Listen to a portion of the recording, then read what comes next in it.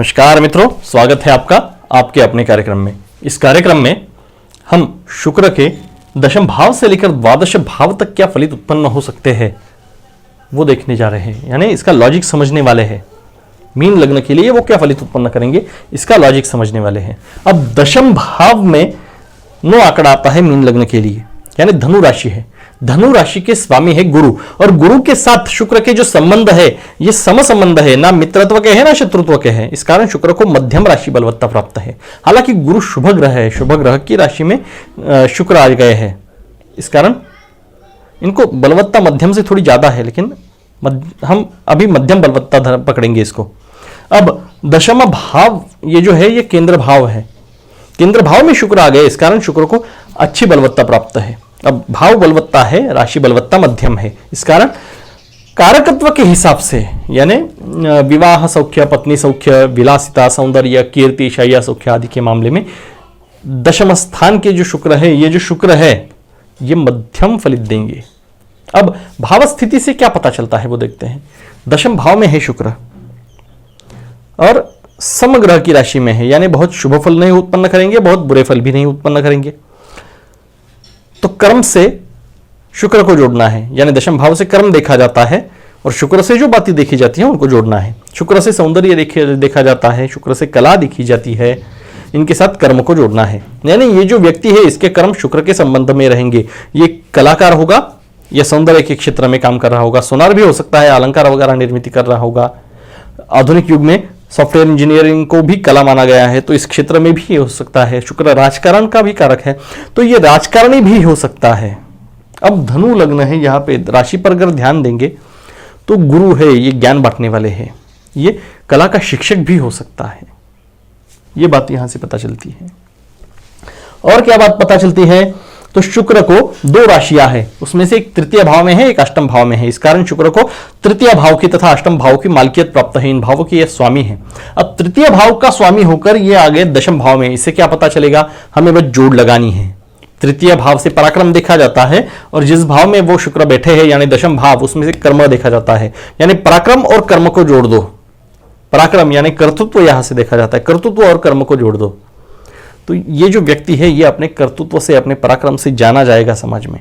इसका कर्म बहुत ही अच्छा होगा, क्योंकि कर्तृत्व को कर्म की जोड़ मिल गई यहां पर, तो ये बात यहां से पता चलती है। अब तृतीय भाव से छोटे भाई बहनों का सौख्य देखा जाता है और उसका जो स्वामी है ये दशम भाव में कर्म भाव में आकर बैठ गया, यानी छोटे भाई बहनों का और कर्म का संबंध होगा। इसके काम में छोटे भाई बहन मदद करेंगे, या ठीक से देखना होगा, इस भाव से अगर गिने तृतीय भाव से तो ये 8वां भाव आता है, यानी छोटे भाई बहनों से 8वें भाव से मृत्यु देखते हैं। छोटे भाई बहन कर्म में मदद करेंगे, लेकिन उससे तकलीफ सहनी पड़ेगी, ये बात पता चल रही है, क्योंकि यहां से 8वां है। छोटे भाई बहनों का स्वामी कर्म स्थान में होने से कर्म के संदर्भ में उनकी मदद तो प्राप्त होंगी, लेकिन उस मदद से तकलीफ ही होगी, ये बात यहां से पता चल रही है। और क्या बातें पता चलती है, शुक्र अष्टम भाव का भी स्वामी है। अब अष्टम भाव का स्वामी दशम भाव में आ गया। अष्टम भाव से मृत्यु देखी जाती है और दशम भाव से कर्म। कर्म की मृत्यु तो नहीं, इनके कोई काम बनते ही नहीं, काम में बाधाएं बहुत आती है, हाथ में लिए हुए काम अंत तक नहीं जाते, इसकी तकलीफ इन्हें देखने को मिलती है जिनके दशम भाव में धनु राशि के शुक्र बैठे हैं। और क्या बात पता चलती है, अष्टम भाव से गूढ़ विद्याएं देखी जाती है और उसका स्वामी दशम भाव में आ गया। तो ऐसा जो व्यक्ति है ये कर्म भाव कर्म देखते, तो गूढ़ विद्या को कर्म के साथ जोड़ दो, तो ऐसा जो व्यक्ति है ये गूढ़ विद्याओं के क्षेत्र में साधना करने वाला हो सकता है, ये भी बात पता चली। अब क्या बात, यहां से गुप्त धन भी देखते हैं और गुप्त धन का स्वामी आ गया दशम भाव में, कर्म भाव में। अब गुप्त धन से कर्म से जोड़ दीजिए, ये रिश्वतखोर होगा, ये भी बात पता चलती है। कई सारी बातें हम जान सकते हैं। गुप्त धन यानी काला धन, इसके पास ये काले धन के लिए काम कर रहा होगा या काले धन की आशा करेगा, ये भी बात पता चल रही है। अब ये तो हुआ भावेशत्व से। अब दृष्टि योग से क्या पता चलता है, यहां पर बैठे शुक्र सप्तम दृष्टि से चतुर्थ भाव को पूर्ण दृष्टि से देख रहे हैं। चतुर्थ भाव में 3 आंकड़ा है, यानी मिथुन राशि है और मिथुन राशि के स्वामी है बुध। अब बुध में और शुक्र में मित्रत्व के संबंध है, इस कारण शुक्र मित्र के घर को देख रहे हैं, इस कारण ये मित्र के घर को अच्छे फलित देंगे। यहां से घर देखा जाता है, वाहन देखा जाता है, माता का सौख्य देखा जाता है। अब एक एक करके लेंगे। घर के स्थान को शुक्र कर्म के स्थान में बैठकर देख रहे हैं, यानी ये जो व्यक्ति है ये अपने कर्मों से घर की प्राप्ति करेगा, अपने कर्मों से यानी खुद के कष्ट से घर खरीदेगा। कैसा घर? तो शुक्र की दृष्टि है, यानी विलासितापूर्ण घर। शुक्र से सौंदर्य भी देखा जाता है, तो सुंदर घर खरीदेगा। यहां से वाहन भी देखे जाते हैं, और इस स्थान को शुक्र दशम में कर्म स्थान में बैठकर देख रहे हैं। तो ये जो व्यक्ति है ये अपने कर्मों से, अपने कष्ट से वाहन खरीदेगा। हालांकि शुक्र की दृष्टि में अष्टम स्थान का स्वामी होने के कारण थोड़ी कटुता रहेगी, यानी मृत्यु स्थान का स्वामी देख रहा है घर के स्थान को, यानी घर से कोई तकलीफ जरूर रहेगी, वाहनों से भी तकलीफ संभव है। यह भी तर्क जानिए। यहां का अष्टम का स्वामी है तो इसके दृष्टि में मृत्यु भी है, तो घर की मृत्यु ऐसा नहीं, कष्ट है, तो घर से कष्ट प्राप्त होंगे, वाहन से कष्ट प्राप्त होंगे, माता से, यहां से माता देखी जाती है और अष्टमेश उस स्थान को देख रहा है, इस कारण माता से भी इसे तकलीफ होगी। हालांकि माता का जो स्वभाव है, शुक्र की दृष्टि है वहां पर, तो वो अच्छा होगा, शुभ ग्रह की दृष्टि है, प्रेमी होगा, लेकिन इसे तकलीफ जरूर होगी। कई सारी बातें, कई सारे तर्कों से हम जान सकते हैं। अब शुक्र अगर एकादश भाव में बैठ गए तो क्या फल देंगे? अब मीन लग्न है, एकादश भाव में 10वीं राशि आती है, 10वीं राशि शनि की है। शनि और शुक्र में मित्रत्व के संबंध में है। अब मित्र की राशि में शुक्र होने के कारण इन्हें अच्छी बलवत्ता प्राप्त है, राशि बलवत्ता प्राप्त है। और एकादश स्थान जो है ये घात स्थानों में से नहीं है, षष्ठ अष्टम या द्वादश भाव में से नहीं है, इस कारण स्थान बलवत्ता भी अच्छी प्राप्त है। अब राशि बलवत्ता है, स्थान बलवत्ता है, इस कारण शुक्र के कारकत्व से जो बातें जानी जाती है, वैवाहिक सौख्य, स्त्री सौख्य, शैया सौख्य, सौंदर्य, कला, प्रेम आदि सारे मामलों में इस व्यक्ति को अच्छे फलित प्राप्त होंगे। ये कारकत्व से जानी गई बात है। अब भाव स्थिति से क्या पता चलता है जानेंगे। ये एकादश भाव में है, एकादश भाव से लाभ देखे जाते हैं। लाभ के भाव में शुक्र आकर बैठ गए, शुक्र शुभ ग्रह है, ये इस व्यक्ति को अच्छा लाभ दिलाएंगे क्योंकि ये मित्र के घर में है, ये अच्छे फल देंगे यहाँ पे। अब यहां से इनकम भी देखी जाती है तो इस व्यक्ति की इनकम भी अच्छी होगी, ये बात प्रथम दर्शन में पता चलती है। यहां से ज्येष्ठ भ्राता देखे जाते हैं, ज्येष्ठ भ्राता का जो स्वभाव है ये प्रेमी होगा, शुक्र से प्रेम कारक ग्रह है, अच्छे स्वभाव के ग्रह है, इस कारण इनके ज्येष्ठ भ्राता का स्वभाव अच्छा होगा। यहां से मित्र देखे जाते हैं, इसको अच्छे मित्रों की प्राप्ति होगी तथा मित्रों की संख्या भी ज्यादा रहेगी, शुभ ग्रह है ये। अब ये तो हो गई भाव स्थिति से जानी गई बात। अब भावेशत्व से क्या पता चलता है वो जानेंगे। शुक्र को तृतीय और अष्टम भाव का स्वामित्व प्राप्त है, ये इन भावों के स्वामी है। अब तृतीय भाव का स्वामी आ गया एकादश भाव में, इससे क्या पता चलेगा? तृतीय भाव से पराक्रम देखते हैं और एकादश भाव से लाभ, तो पराक्रम से लाभ होगा ये भी तर्क है और पराक्रम का लाभ होगा ये भी तर्क है। यानी इस व्यक्ति को आयुष्य में संध्या मिलती रहती है, चांस मिलते रहते हैं अपना पराक्रम दिखाने के लिए, अपना कर्तृत्व दिखाने के लिए, और इस कारण इसको लाभ या आय प्राप्त होती है, इनकम प्राप्त होता है। यह हम सारी बातें तर्क से जान रहे हैं। अब यहां से अगर गिना जाए तो 7, 8 और 9 भाग्य भाव आता है, यानी पराक्रम का स्वामी लाभ भाव में गया और उससे भाग्य में है, उस स्थान से गिने तो भाग्य में है, ये व्यक्ति भाग्यशाली रहेगा। अपने भाग्य से इसको पराक्रम की प्राप्ति होगी और पराक्रम से लाभ की, इनकम की, आय की प्राप्ति होगी।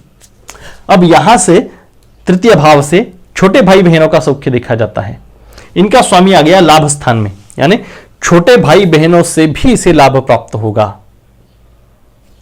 यह तर्क है। अब यहां से और क्या देखा जाता है? छोटी यात्राएं वगैरह देखी जाती है और वहां से लाभ भाव, और उसका स्वामी आ गया लाभ भाव में, तो छोटी यात्राओं से इसे लाभ प्राप्त होगा। कई सारी बातें हैं। अब अष्टम भाव का भी स्वामी है शुक्र। अब अष्टम भाव का स्वामी होकर एकादश भाव में बैठ गया, क्या पता चलता है?